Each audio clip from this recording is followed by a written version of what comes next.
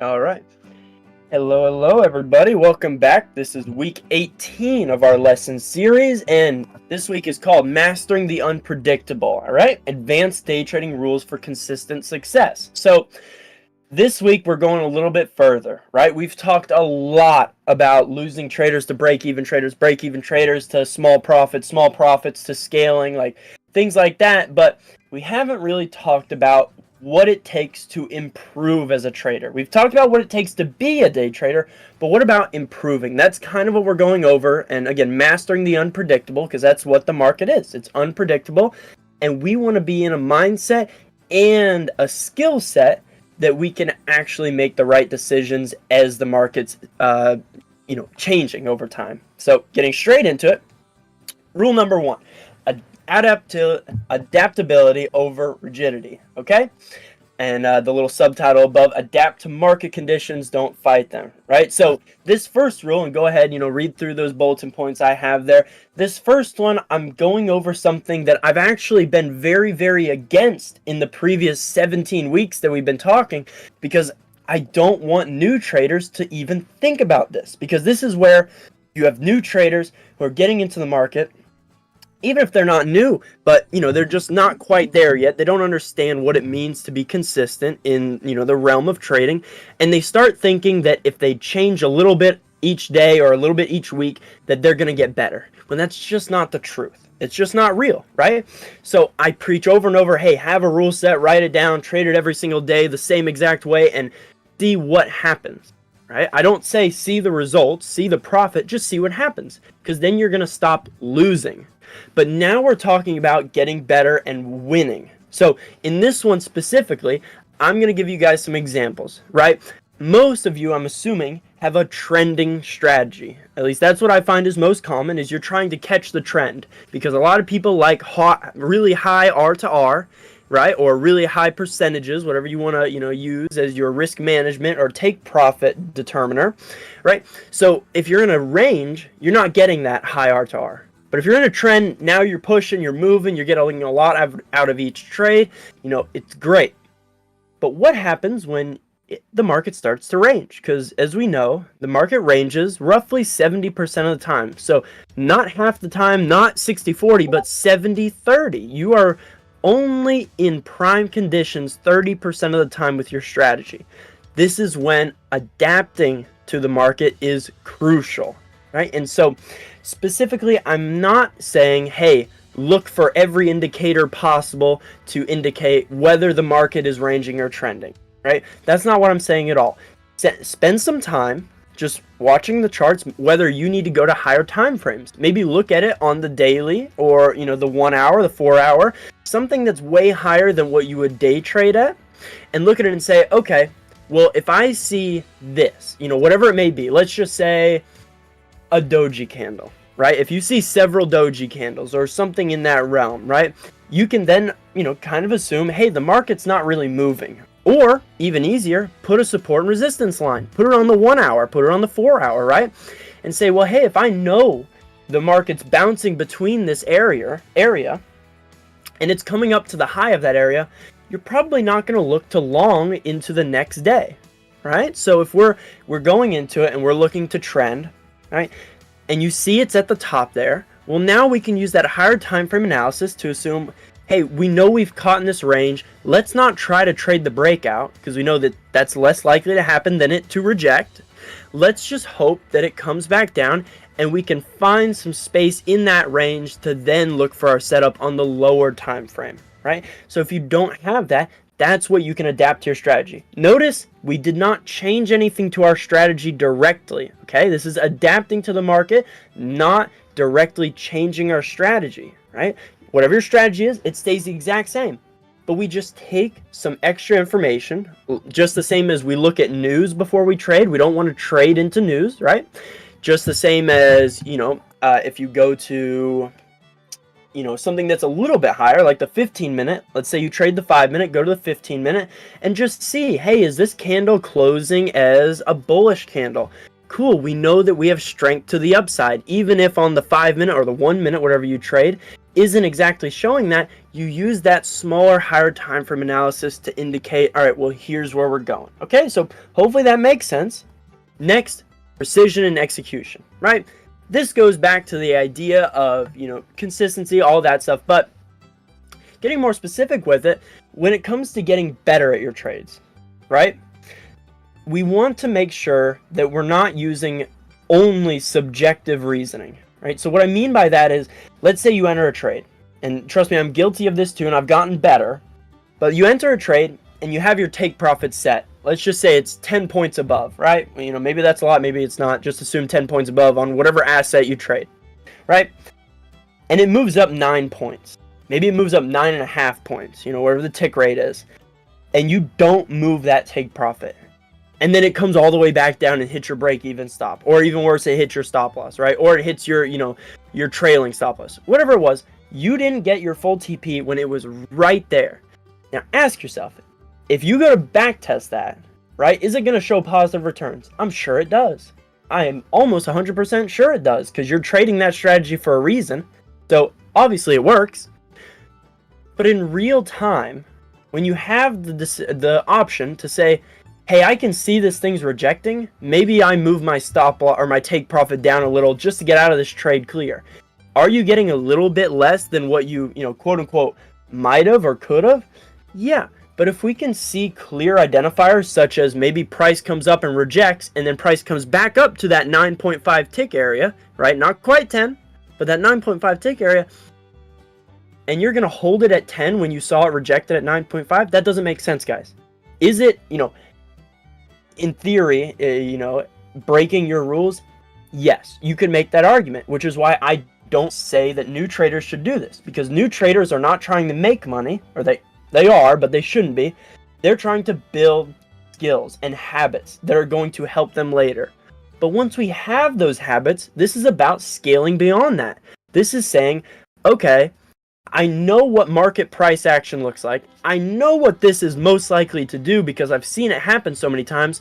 So let me move my take profit to 9.25, right? 9.25 ticks points above, right?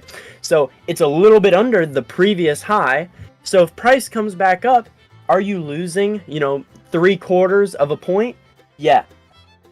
But I feel like that's worth it. If you don't think so, feel free, don't do this. But in my head, when I go to trade, that's worth it rather than risking the idea that it's going to go all the way back and, stop me out break even or stop me out completely. Okay, so again, that's one example of moving your stop loss. But then we can talk about things with setting your stop losses, right? If you look at your strategy and your stop loss kind of just goes wherever you feel like it should, right? This is a really, really clear sign that A, you might be risking too much, because you might be entering in with too many contracts, so you set your stop loss at the amount of money you're willing to lose rather than an area where price is willing to reject, right? Hopefully that makes sense. Don't set your stop loss and don't set your take profit either, just to be clear, at an area where you feel like that's how much you're willing to risk. Set it in an area where you think the market's going to reject, or even better, if the market breaks your stop loss area, it's going to dump further, right? That's kind of, if you're watching your trades and price comes down and it hits your stop loss and it rejects almost every time, right? So imagine this, you get entered, moves up a little, whatever, and then it comes down and it stops you out, right? Stops you out, but then price goes back up.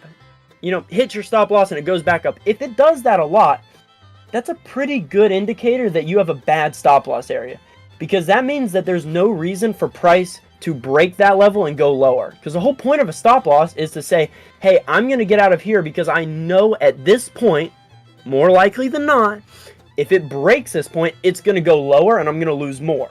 So I'm going to set it here to say, okay, the trade didn't work at all.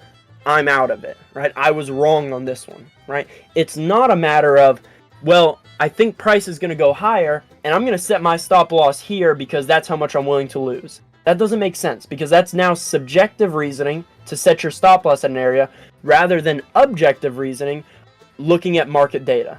Okay, again, hopefully that all makes sense, and take screenshots of this if you want to go through those bullet points if you haven't already read them. We're going to move on to rule 3, right? Psychological mastery. This ties into what we were just talking about, and this goes directly into whether or not you are able to apply the things I'm talking about today, right? So if you go into the market, first and foremost, if you go into the market and you're still unsure of where your trades are going, you're not sure, you're kind of fluid with it, you're like, oh, well, I'm watching the price action. I'm going to pause for a second because I know there are price action traders. But in the time that I've been trading, I have found it very, very rare for someone to be able to trade, quote unquote, trade price action, meaning they don't really have set rules. They watch the market and they, feel like they know where it's going to go and do that and then see a profit unless they've been trading for a very long time. I don't believe it's possible, or at least I don't believe it's very likely for new traders or just not advanced traders to be able to trade that way.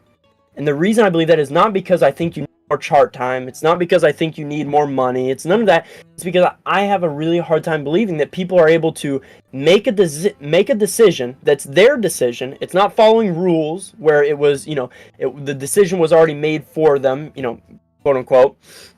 And all they're doing is clicking buy and sell based on the rules. That's different because if you take that loss, oh, it's just a part of the plan, right? That's easy to accept. But if you're making the decision, oh, well, I see this and this and this, and this is here, and this indicator dictates this, and price is pushing up, and I'm going to get in right here. If that's how you trade, and if you see profit with it, great. I'm not deterring you away from that. But if you're not seeing profit from it, right, get away from that. Because it's not that you're not smart enough. It's not that you don't know enough. I'm sure you know plenty. It's the fact that when you go to make those trades, you're going to lose, right? Eventually. And then you're going to feel upset that you made the wrong decision. We should never feel like we made the wrong decision in trading. That is so, so important to understand. You should never feel like, hey, I made the wrong decision. Because there will be times that you do make the wrong decision, right? And then it's, then it's okay to feel that way. And when I say that, I mean you risk too much. You risk too little. You didn't take that trade. That's making the wrong decision. But if you go into a trade with confidence and then it loses and then you feel like you made the wrong decision, that's different. That causes psychological trauma. And the next time you go to try to place that trade in whatever, type of price action analysis you make, you're going to be less likely to hold on to that one because you're going to remember what happened last time. So all that is to say, the things we were just talking about a little bit ago on slide 1, adapting to the market, and 2, precision execution, moving our take profits when it makes sense, putting our stop losses in areas that make sense, ties into this. It's, hey, if you find yourself trying to apply these aspects and it's just not working, you get anxious or, you feel like, well, I'm going to move my stop loss way down here. It's only up, let's say it's up 5 ticks or 5 points, right? And your take profit's 10 points. And then you see a big rejection. And you're like, oh, it rejected. Let me get out of this trade. No, that's now not following your strategy. That's different from it going up to 9.5 points and your take profit's 10. That's a lot different from it coming up to 5 points and you getting scared.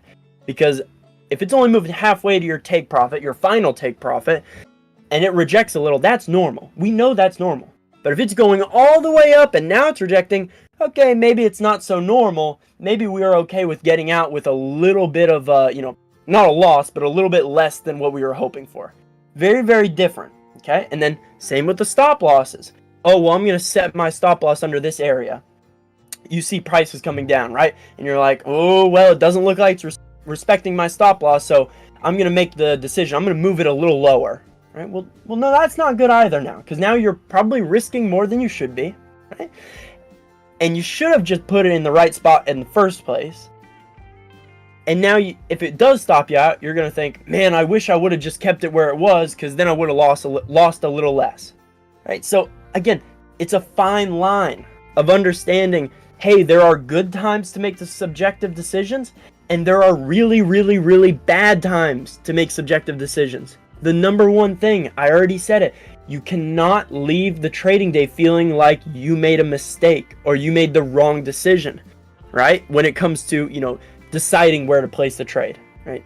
If you actually make a mistake in regards of not following your rules, that's different. That's a different realm. We're not talking about that. We're talking about placing a trade and feeling like you placed the wrong trade, right? The whole wrong trade altogether. That's a feeling that causes psychological damage, and you're going to carry that into the next day and the next day and the next day. And eventually, if you get to a point where you realize it's damaging, it's a lot harder to get out of. Okay? I'm going to pause there. I think, yep, that's the last slide I got. In reality, do we have anybody over in the channels? Any messages? See anything yet? Does anybody got any questions, guys?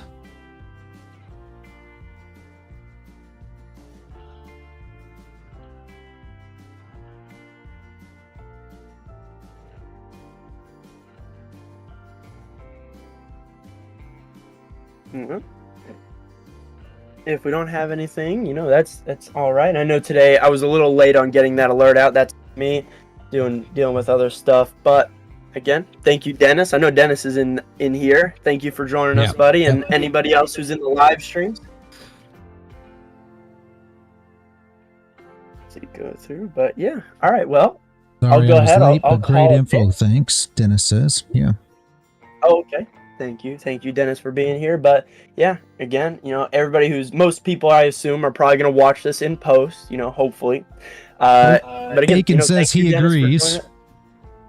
What's up? Aiken says he agrees. He's on YouTube. He says I agree. Oh, okay. Thank you, Aiken, for joining us today. But yeah, again, thank you guys. Thank you a lot for joining us. This will be getting out to you guys relatively soon with a short form video.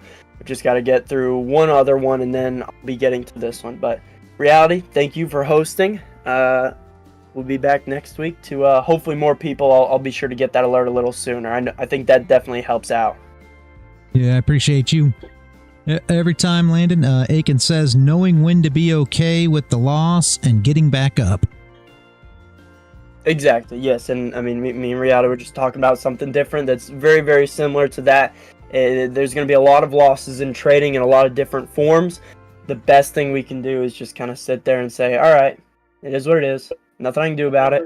And then take the next step. But that's with most things, right?